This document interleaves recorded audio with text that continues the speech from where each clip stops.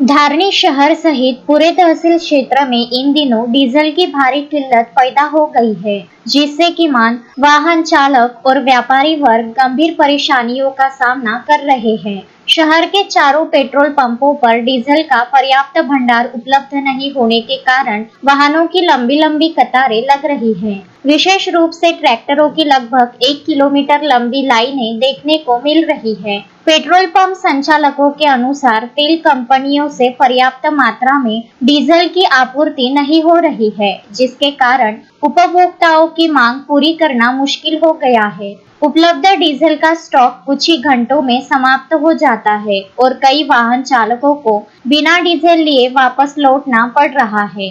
स्थिति इतनी गंभीर हो गई है कि डीजल की आपूर्ति करने वाले टैंकरों को भी ईंधन भरवाने के लिए 2-2 दिनों तक इंतजार करना पड़ रहा है। इससे पूरे तहसील क्षेत्र की ईंधन आपूर्ति व्यवस्था प्रभावित हो रही है। जागतिक स्तर पे जो युद्ध चल रहा है, उस युद्ध के मद्देनजर पूरे समूचे देश के अंदर ईंधन की किल्लत हमें देखने को मिली थी।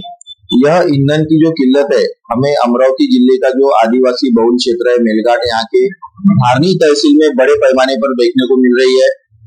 हम अगर अमरावती जिले में कहीं पर भी जाते हैं तो परतवाड़े से लेकर अमरावती और इतर जो तहसील है, वहाँ पे हमें जितनी किल्लत नहीं दिखाई दे रही है, वहीं पे कृषि प्रधान क्षेत्र माने जाने वाले मेलघाट में हमें यहाँ पे डीजल की बहुत किल्लत दिखाई दे रही है। डीजल में जो किसान है, वो किसान बहुत परेशान हो रहे हैं, उनको डीजल नहीं मिल रहा है। हम भारत पेट्रोल पंप पे इस वक्त मौजूद है। मेलघाट पटेल सर्विस जो है, इनके जो संचालक है, इनसे हम यहाँ पे जानेंगे कि इनका क्या कहना है। इनको यहाँ से जो डीजल का जो ऊपर से जो साठा है, वो कितना पर्याप्त मिल रहा है, नहीं मिल रहा है, क्या दिक्कत जा रही है, उनसे हम जानेंगे। क्या कहना है सर आपका कि आपको डीजल पर्याप्त मिल रहा है, नहीं मिल रहा है पुरवठा? हमको ऊपर से आदेश दिए गए हैं कि हमको 1 दिन के इंटरवल से टैंकर मिलेगा, और वो भी हमको 3 दिन पहले एडवांस पेमेंट करने के बाद में भी उसमें भी आनाकानी कर रहे देने को। 2 दिन पहले हमने ऑर्डर डाल के रखे। आकोला गायगांव डेपो। अच्छा, भारत पेट्रोलियम। अपना जैसा अभी साठा कितना है? अभी 13,000 लीटर आया था, उसमें से 3 घंटे के अंदर 4,000 लीटर बिक गया है। तो अपने को डेली बेस के ऊपर कितना लगता है? अभी तो खेती का काम चालू है, सब ट्रैक्टर शेतकरी काम कर रहे हैं, काश्तकार। तो अभी फिलहाल की कंडीशन में 10,000 लीटर रोज जा रहा है अपना, रोज का। तो अपने को जैसे आप टैंकर भेज रहे, तो अपने को मिल नहीं रहा है टैंकर भेज? हाँ, 1 दिन वहाँ पे खड़े रह रहा टैंकर वेटिंग में, वहाँ भी लाइन नंबर लगा के खड़े लोग टैंकर वाले, दूसरे दिन मिल रहा है। लेकिन हमने देखी कि अमरावती जिले में सिर्फ धारनी में ही ऐसी किल्लत है, तो ऐसा क्यों? अपने यहाँ पे काश्तकारी का बहुत ज्यादा बेल्ट है, एग्रीकल्चर बेल्ट बहुत बड़ा है, और पूरे ट्रैक्टर अभी चालू हो गए, सभी रोटर और नागर वगैरह ट्रैक्टर से। आपको कि एग्रीकल्चर बेल्ट और मांगनी ज्यादा होने के चलते जिला प्रशासन ने अपने को ज्यादा प्राधान्य देना चाहिए। हाँ, थोड़ा सप्लाई बढ़ाना चाहिए इन्होंने। इनको भी ऊपर से आदेश आया है कि भाई 100 टैंकर रोज के सेल करो अपने अमरावती रीजन को, इसलिए ये दिक्कत आ रही है। उनको यदि आदेश आया है कि इनका सप्लाई थोड़ा बढ़ा दो अपने मेलघाट को, तो फिर अपने सप्लाई चेन बरोबर हो जाएगी। उनके मार्फत आपने प्रशासन को ये सूचना दी है क्या कि आपको ये दिक्कत जा रही है? सब प्रशासन को मालूम है, एसडीओ साहब को मालूम है। एसडीओ साहब ने हमारे मीटिंग लेके हमको ये बोला कि काश्तकारों को प्राधान्य दिए जाए, बाकी जो कंस्ट्रक्शन वगैरह ठेकेदार है, इनको डीजल बाद में बचेगा तो इनको देना, सबसे पहले अपने काश्तकार मिल रहा है। और ये जो हमने समय की सीमा लगाई है, रात को 8 से सुबह 8 तक के, तो ये समय की सीमा के दरमियान जो इमरजेंसी पेशेंट रहते हैं, जो खासगी गाड़ी में जाते हैं या किसी को और इमरजेंसी काम रहता है, बाहर से जो लंबे से जो आते हैं, तो उनको जो दिक्कत जा रही है, तो इस पे आप क्या कहोगे? मेडिकल सर्विसेज तो 24/7 चालू है। और नहीं चालू नहीं है, जैसा कि रात को अगर कोई भी आता है तो पेट्रोल पंप ऐसी चीज है कि 24/7 चालू होना चाहिए, लेकिन रात को अपना शटर वगैरह और वहाँ बोर्ड लगा रहता है, कोई भी व्यक्ति नहीं रहता। धारनी के चारों पेट्रोल पंप की यही कंडीशन है, तो इसके ऊपर आपका क्या कहना है? नहीं, हमारे पंप पे तो हमेशा 24 घंटे लड़के उपलब्ध रहते हैं।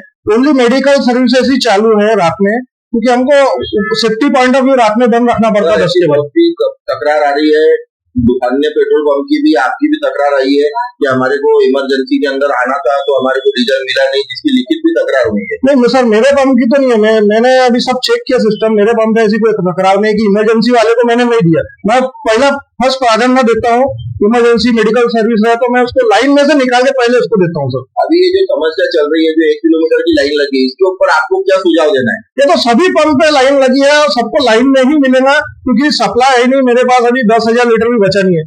मेरे को आज शाम तक कैसा भी सभी को थोड़ा थोड़ा देना है। 3,000 3,500 का सबको मैं दे रहा हूँ। पूरे काश्तकारों को प्राधान्य दे रहे हैं अभी।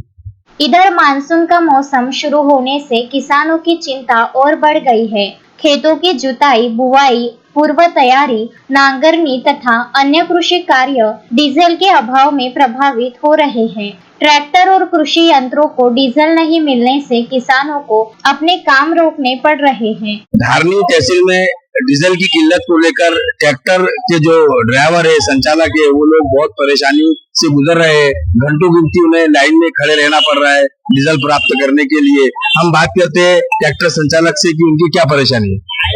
क्या परेशानी हुई है? सर बहुत दिक्कत आ रहा है हमको डीजल के लिए। सर हम कम से कम घंटों से घंटे लगे हुए लेन पे अभी, तो सुबह से आके नाश्ता नहीं, पानी नहीं, कुछ नहीं, खाना नहीं, इसमें दिक्कत में बहुत जा रहे सर हमको।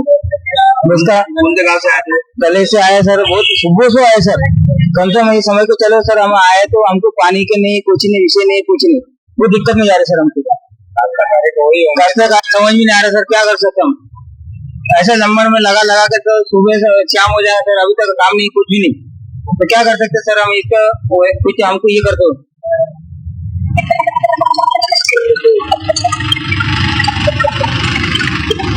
भैया कौन से गांव से आए तुम? बंद करो।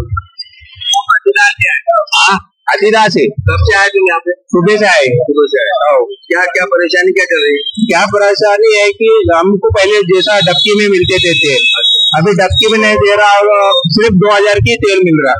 तो 2,000 में आना जाना मतलब 1,000 वही खत्म हो जा रहा, और उसके अलावा खेत का काम कुछ नहीं हो रहा, समय भी जा रहा और पैसे भी जा रहा। बस सरकार से यही विनती है कि हमें जो शेतकरी भाइयों को डबकी में दो डीजल। क्या क्या कौन से गांव से है भैया तुम? गुलोरी से। गुलोरी से।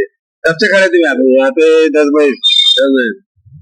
तो कितना किलोमीटर है तू गुलोरी? यहाँ से 20 के आसपास है। यहाँ पे मतलब डीजल के लिए आए? पहले डीजल कैसा मिलता है? पहले डबकी में देते थे। अच्छा, हम डबकी नहीं दे रहे हैं, इसके लिए ट्रैक्टर लाओ। ट्रैक्टर को आने जाने में कितना डीजल लग रहा है? 500 रुपए का डीजल लग रहा है। और यहाँ डीजल कितना दे रहे? यहाँ पे डीजल कभी 3,000 का देते, कभी 2,000 का देते। इससे खरीफ सीजन की खेती पर प्रतिकूल प्रभाव पड़ने की आशंका व्यक्त की जा रही है। किसान संगठनों और स्थानीय नागरिकों ने शासन और प्रशासन से तत्काल हस्तक्षेप कर धारनी तहसील में पर्याप्त मात्रा में डीजल की आपूर्ति सुनिश्चित करने की मांग की है। उनका कहना है कि यदि समय रहते समस्या का समाधान नहीं किया गया तो खेती के साथ साथ परिवहन व्यवस्था भी गंभीर रूप से प्रभावित हो सकती है। नागरिकों ने प्रशासन से शीघ्र कदम उठाकर डीजल आपूर्ति को सुचारू करने की मांग की है। अब हम दूसरे भाई से बात करेंगे कि उनको खेती में क्या परेशानी चल रही है।